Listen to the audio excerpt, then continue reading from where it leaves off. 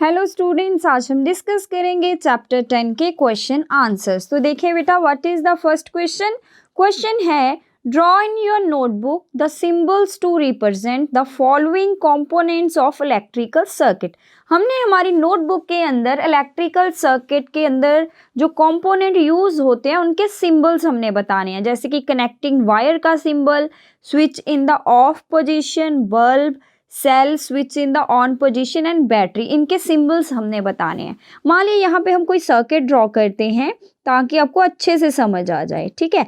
तो पहले सर्किट ही देख लेते हैं, कोई भी सर्किट हम यहाँ पे लिख लेते हैं, सर्किट हम यहाँ पे बना लेते हैं बेटा। यस तो आप देखो कि जो ये वाली लाइन है, जो बाहर ये वाली लाइन मैंने यहाँ पे ड्रॉ की है, तो ये एक लाइन नहीं है, ये है हमारे पास कनेक्टिंग वायर। अगर हमें कनेक्टिंग वायर को दिखाना होता है तो हम ऐसी एक लाइन की मदद से उसको ड्रॉ करते हैं सर्किट के अंदर। उसके बाद आ जाता है switch in the on position. अगर हमें स्विच ऑन पोजीशन में दिखाना है तो हम उसको ऐसे दिखाएंगे। अगर हमें स्विच ऑफ पोजीशन में दिखाना हो तो हम उसको ऐसे दिखाते हैं। यहाँ पे ये सिंबल है ना, इसको हम ऐसे ओपन कर देंगे, यहाँ से ऐसे ओपन कर देंगे। क्लियर है बेटा। यहाँ पे ये अब क्लोज है, पूरा सर्किट है हमारे पास क्लोज। अगर सर्किट क्लोज है तो स्विच क्या होता है, ऑन होता है। अगर सर्किट है क्लोज तो स्विच होता है ऑन। अगर हम स्विच को क्या कर दें, ऑफ कर दें, तो हमारा सर्किट क्या हो जाता है, ओपन हो जाता है। सर्किट क्या हो जाता है बेटा, ओपन हो जाता है। क्लियर है। तो चले यहाँ पे है हमारे पास क्लोज सर्किट और स्विच ऑन हुआ है, मींस करंट यहाँ से फ्लो करेगा इस सर्किट के अंदर। तो ये वाला जो सिंबल है ये बल्ब के लिए होता है सिंबल, और ये वाला जो सिंबल है ये सेल के लिए सिंबल है बेटा। सेल हम ऐसे रिप्रेजेंट करते हैं, एक लॉन्गर लाइन होती है, एक शॉर्ट लाइन होती है, ठीक है। तो चलिए अब हम देखते हैं इधर। बल्ब को रिप्रेजेंट करने के लिए ये वाला सिंबल है जो हमने यहाँ पे बनाया हुआ है। सेल के लिए हम एक ये वाला सिंबल यूज करेंगे, एक लॉन्ग लाइन, एक शॉर्ट लाइन। लॉन्ग लाइन होती है positive terminal of the cell और शॉर्ट लाइन होती है negative terminal of the cell. हमारे पास जो सेल आता है आप देखोगे कि उसके 2 टर्मिनल होते हैं, एक पॉजिटिव एक नेगेटिव। तो जो लॉन्ग लाइन होती है उसका मतलब है इधर वाली साइड पॉजिटिव है सेल का और उधर वाली साइड, शॉर्ट वाली साइड नेगेटिव है सेल का। क्लियर है बेटा। Switch in the off position already हम डिस्कस कर चुके हैं। उसके बाद है बैटरी। अगर हमें बैटरी यूज करनी हो, ये यहाँ पे एक सेल यूज किया हुआ है इस सर्किट के अंदर, अगर हम बैटरी लगाएं तो बैटरी क्या होती है बेटा, कॉम्बिनेशन ऑफ 2 और मोर सेल। अगर हम 2 सेल यूज कर लें या फिर 2 से ज़्यादा सेल अगर हम यूज कर रहे हैं तो फिर हम उसको एक न्यू नेम देते हैं जिसे हम बोलते हैं बैटरी। बैटरी होता है जब 2 सेल हो या फिर 2 से ज़्यादा सेल हो, फिर बैटरी यूज होगी। अगर एक सेल है तो उसको सेल ही बोलेंगे, तो अगर ज़्यादा सेल है तो उसको ऐसे रिप्रेजेंट कर लोगे। आपको पता है कि 1 सेल के लिए ऐसा है, आप इसको ऐसे भी लिख सकते हो, लॉन्ग लाइन शॉर्ट लाइन, ठीक है। Long line short line, long line short line. ये जरूरी नहीं है कि इस साइड शॉर्ट करना है इस साइड लॉन्ग, ये आपकी मर्जी है, किधर नेगेटिव है किधर पॉजिटिव है, ये आपका कनेक्शन में देखा जाएगा, ठीक है बच्चे।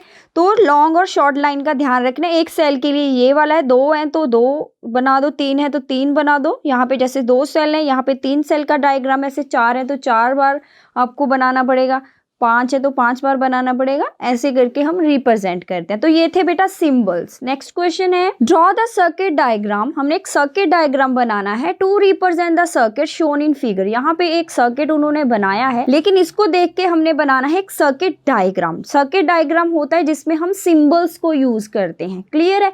तो यहाँ पे बल्ब बनाया हुआ है, जैसे हमें दिखता है बल्ब, एक रियल उसकी फोटो है। सेम वे एक सेल बनाया हुआ है। तो पेपर में अगर हम ऐसे बनाने बैठ जाएंगे तो बहुत टाइम लग जाएगा, तो हम इसको सर्किट डायग्राम से रिप्रेजेंट कैसे करेंगे।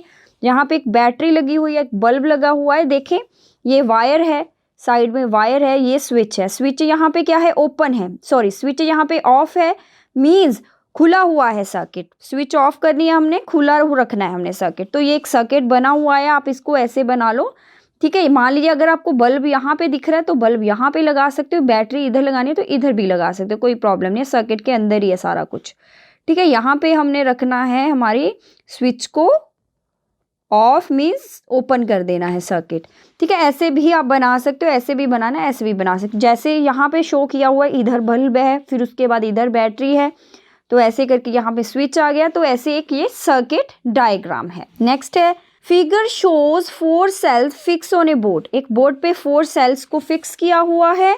Draw lines to indicate how you will connect their terminals with wire to make a battery of 4 sales.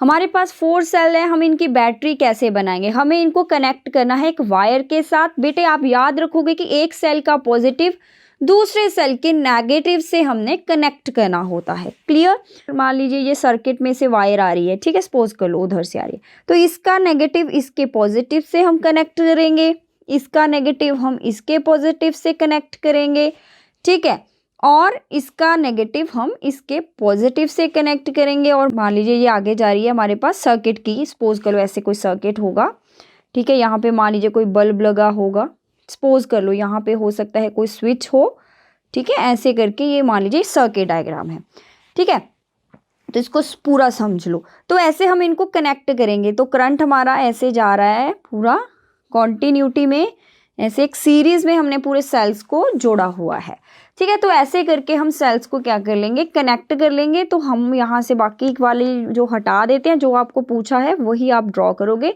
वो आपको समझाने के लिए था, ठीक है बेटा। तो अननेसेसरी जो लाइंस हैं वो हम हटा देते हैं। तो चलें, तो ये है यहाँ एक सेल का पॉजिटिव दूसरे सेल के नेगेटिव से आपने कनेक्ट करना है, ठीक है। तो ये हो जाती है हमारी कंडक्टिविटी। नेक्स्ट है the bulb in the circuit shown in figure does not glow. यहाँ पे जो बल्ब है ये ग्लो नहीं कर रहा है। Can you identify the problem. हमने प्रॉब्लम ढूंढनी है। Make necessary changes in the circuit to make the bulb glow. हम यहाँ पे कुछ चेंजेस भी कर सकते हैं ताकि ये बल्ब ग्लो करे। आप देखो कि यहाँ पे बैटरी लगी हुई है, यहाँ पे स्विच भी हमारा ऑन है, बल्ब फिर भी ग्लो नहीं कर रहा है। अब यहाँ ध्यान से देखो कि एक सेल का पॉजिटिव दूसरे सेल के पॉजिटिव से कनेक्ट है, लेकिन ऐसा नहीं होगा। हमें क्या करना होता है, एक सेल का पॉजिटिव दूसरे सेल के नेगेटिव से कनेक्ट करना होता है अगर हम चाहते हैं कि जो करंट है वो फ्लो करे। तो हम यहाँ पे कुछ चेंजेस कर सकते हैं। एक सेल को हम क्या कर देंगे, उसका पॉजिटिव दूसरी साइड कर देंगे। आप कोई सा भी सेल कर सकते हो, ठीक है। जैसे कि ये वाला सेल हमने पॉजिटिव इधर कर दिया, इसका नेगेटिव इधर आ गया, पॉजिटिव नेगेटिव। तो अब ये बल्ब क्या कर लेगा, ग्लो करेगा, ठीक है। तो problem in this circuit is the combination of 2 cells. क्या प्रॉब्लम थी यहाँ पे, सेल के कॉम्बिनेशन में प्रॉब्लम थी। In the circuit positive terminal of one cell should be connected with the negative terminal of the other cell to make the bulb glow. हमें ये make sure करना होता है कि भाई एक सेल का पॉजिटिव दूसरे सेल के नेगेटिव से जुड़ा हो, नहीं तो फिर करंट फ्लो ही नहीं करेगा। Next question, name any 2 effects of electric current. Electric current के कौन से इफेक्ट हमें देखने को मिलते हैं जब मान लीजिए कहीं से भी करंट फ्लो कर रहा है किसी वायर में से, ठीक है। तो वहां पे क्या होता है बेटे, एक तो वो वायर थोड़ी गर्म हो जाती है, हीटिंग इफेक्ट बोल देते हैं। कई बार बहुत ज्यादा करंट आता है तो वायर सड़ भी जाती है, जल जाती है, देखा भी होगा आपने, ठीक है, वो होता है हीटिंग इफेक्ट। एक है मैग्नेटिक इफेक्ट। मान लीजिए कोई वायर है, उसमें से करंट जा रहा है, तो बेटे अगर इस वायर में से करंट जा रहा है तो ये वायर जो है ये एक मैग्नेट की तरह बिहेव करती है और इसके अराउंड मान लीजिए कुछ मैग्नेटिक फील्ड जो है वो आ जाता है, तो इसे हम करंट का बोल देते हैं मैग्नेटिक इफेक्ट। क्लियर। नेक्स्ट है when the current is switched on through a wire. हमने किसी वायर में से करंट को स्विच ऑन कर दिया, मीन्स कोई वायर है उसमें से करंट फ्लो कर रहा है। A compass needle kept nearby gets deflected from its north south position। Explain. कोई हमने कंपास नीडल रखी हुई है, यहाँ पे नीडल है नॉर्थ साउथ डायरेक्शन में वो स्टे करती है, आपने देखा भी होगा। तो जैसे ही हम इसके पास रखेंगे, मान लीजिए यहाँ से कुछ करंट जा रहा है इस वायर में से, बैटरी, मान लीजिए इस सर्किट में से करंट जा रहा है, यहाँ पे बैटरी हमने लगाई हुई है, तो आप देखोगे कि जैसे ही हम इसको इसके नियर रखेंगे तो ये वाली जो नीडल है ना वो हिलती है, वो ऐसे ऐसे करके हिलेगी। ऐसा क्यों होता है, तो बेटे मैंने पीछे भी बताया कि जैसे ही किसी वायर के अंदर करंट फ्लो करता है वो वायर भी एक मैग्नेट बन जाती है और ये भी एक मैग्नेटिक नीडल होती है। जो कंपास में नीडल होती है वो मैग्नेटिक नीडल होती है, मैग्नेट की नीडल होती है। क्लियर है बेटा जी। और एक मैग्नेट दूसरी मैग्नेट को क्या करती है, इफेक्ट करती है, ठीक है, जिस वजह से क्या होता है ये भी मैग्नेट बन चुका है और ये तो ऑलरेडी मैग्नेट है ही था। और क्या हुआ, यहाँ पे ये दोनों ने एक दूसरे को डिस्टर्ब किया और यहाँ पे जो नीडल थी वो क्या हुई, डिस्टर्ब हो गई और हिलना शुरू हो गई, डिफ्लेक्ट हुई। तो देखिए क्या है, when the current is passed through a wire, जैसे ही करंट किसी वायर में से पास हुआ, the wire behave like a tiny magnet, वो वायर एक छोटी सी मैग्नेट के जैसे बिहेव करेगी। This is called a magnetic effect of current, इसे हम बोल देते हैं magnetic effect of current. So when we keep a compass needle near the current flowing wire it get deflected, जैसे ही हम कंपास को यहाँ पे रखेंगे उसकी नीडल होगी deflect from its north south position, वैसे वो खड़ी थी एक नॉर्थ साउथ पोजीशन में, लेकिन अब वो डिफ्लेक्ट हो गई है due to magnetic field produce by the wire. यहाँ पे अगर ये मैग्नेट है तो इसका कुछ फील्ड भी होगा, ठीक है, इसका भी कुछ फील्ड होगा इसके नीडल के अंदर। मान लीजिए इसको और कलर से हम देखें, इसका मान लीजिए ये फील्ड है, ठीक है, यहाँ पे इनका मैग्नेटिक फील्ड है और इसका भी कुछ मैग्नेटिक फील्ड होगा, दोनों के मैग्नेटिक फील्ड एक दूसरे से टकराते हैं और वो नीडल क्या हो जाती है, डिस्टर्ब। नेक्स्ट है क्वेश्चन है बेटे, will the compass needle show deflection when the switch in the circuit shown by figure is close. यहाँ पे वैसे तो स्विच ओपन है, अगर वो कह रहा है कि स्विच को क्लोज कर दें, क्या यहाँ पे कोई रखी हुई कंपास की नीडल डिफ्लेक्ट होगी? आपको क्या लगता है? स्विच चलो हमने ऑन कर दिया, ठीक है, सर्किट क्लोज कर दिया, यहाँ पे कार्डबोर्ड पे रैप की हुई है वायर, यहाँ पे एक बल्ब भी लगा हुआ है, आपको क्या लगता है कि नीडल हिलेगी? तो बेटे क्या आपको इस सर्किट के अंदर कोई बैटरी या फिर कोई सेल नजर आ रहा है? नहीं नजर आ रहा। अगर कोई सोर्स ऑफ करंट ही नहीं है तो यहाँ पे करंट फ्लो नहीं करेगा, करंट नहीं फ्लो करेगा तो ये मैग्नेट नहीं बन पाएगा और नीडल को कैसे डिफ्लेक्ट करेगा? तो यहाँ पे पॉसिबल नहीं है ये कुछ।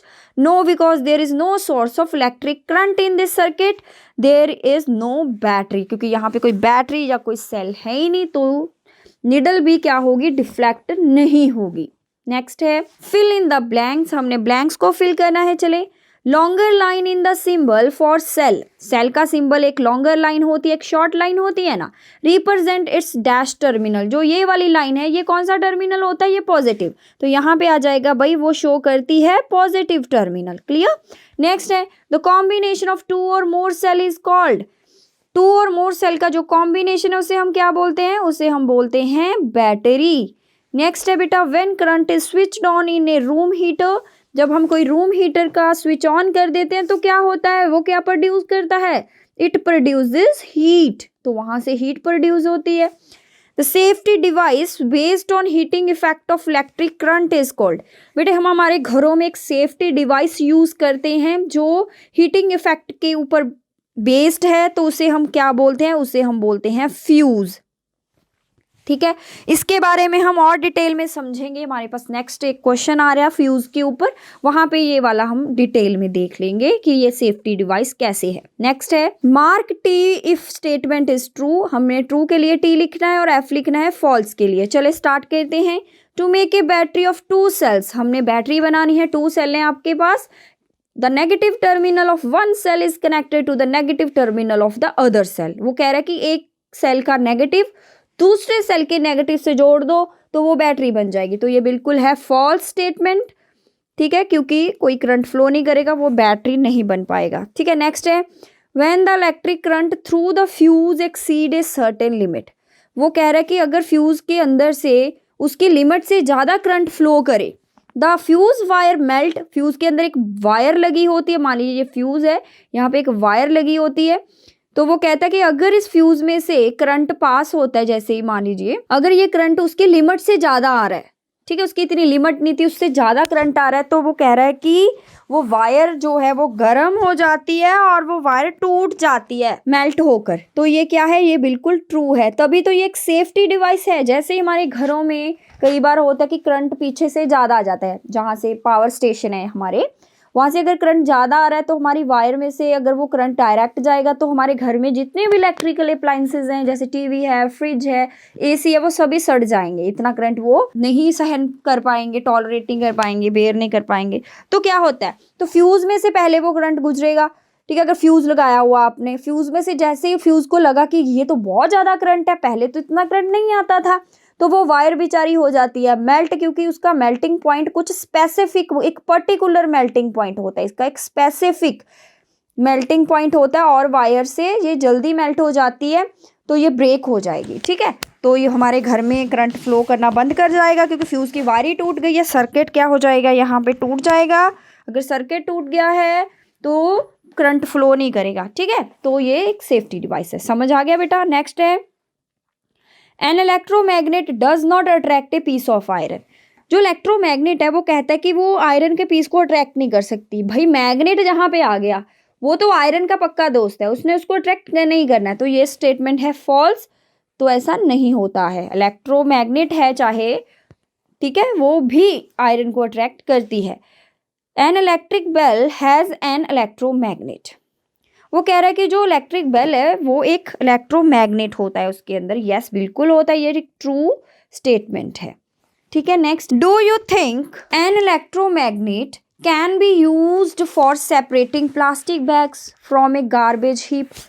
वो कह रहा है कि क्या आप सोच सकते हो कि इलेक्ट्रोमैग्नेट है उससे हम, बहुत ढेर लगा हुआ है, कूड़े का ढेर है, यहाँ पे बहुत सारे पॉलीथीन बैग्स पड़े हैं, ठीक है, ठीक है, बहुत सारे पॉलीथीन बैग्स पड़े हैं, यहाँ पे हमने एक इलेक्ट्रोमैग्नेट रखा हुआ है, मान लीजिए यहाँ पे एक इलेक्ट्रोमैग्नेट है, क्रेन है, ठीक है, उसकी हेल्प से ये चल रहा है। तो वो कह रहा है कि ये सारे के सारे प्लास्टिक बैग इसको चिपक जाएंगे, अट्रैक्ट हो जाएंगे। क्या ऐसा हो सकता है? नो। आपको पता है कि इलेक्ट्रोमैग्नेट एक मैग्नेट ही होता है जो कि आयरन को अट्रैक्ट करता है, या फिर जो मैग्नेटिक मटेरियल होते हैं उनको अट्रैक्ट करता है, लेकिन ये प्लास्टिक को अट्रैक्ट नहीं कर पाएगा, तो ये हम यूज़ नहीं कर सकते, ठीक है। किसी ढेर में से प्लास्टिक बैग्स को सेपरेट करने के लिए हम इलेक्ट्रोमैग्नेट को यूज़ नहीं कर सकते। क्लियर है बेटा। नेक्स्ट है बेटा, an electrician is carrying out some repairs in your house. आपके घर में कोई इलेक्ट्रिशियन क्या कर रहा है?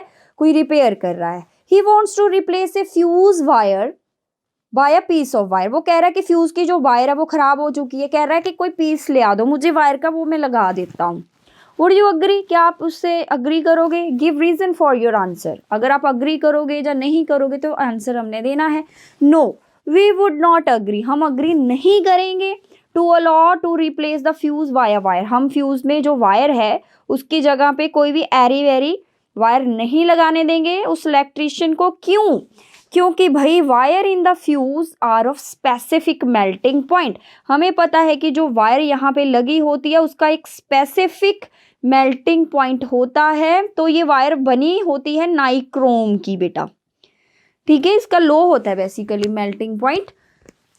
सो we should always use ISI marked fuse.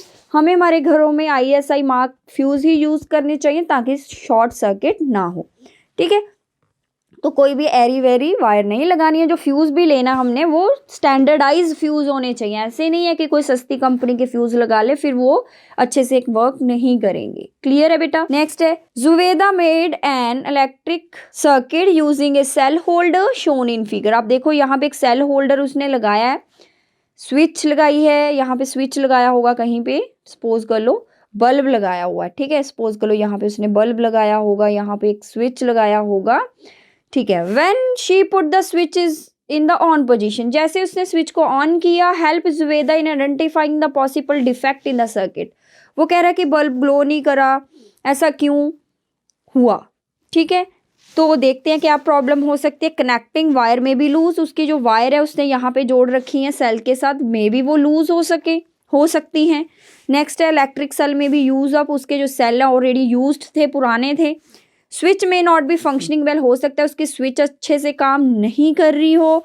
Cell power has been exhausted, हो सकता है उसकी सेल की जो पावर है वो एग्जॉस्ट हो चुकी है, ख़त्म हो चुकी है, ठीक है। ये कुछ पॉसिबल रीजंस हो सकते हैं। नेक्स्ट है, इन the circuit shown in figure. यहाँ पे सर्किट है, यहाँ पे बल्ब लगे हुए हैं, यहाँ पे एक स्विच है, यहाँ पे बैटरी लगी हुई है। इस बैटरी में कितने सेल हैं बच्चों? 3 सेल हैं, ठीक है।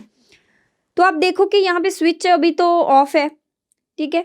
तो would any of bulb glow when switch is in the off position? क्या कोई बल्ब ग्लो करेगा जब स्विच ऑफ है? नो, कोई भी बल्ब ग्लो नहीं करेगा।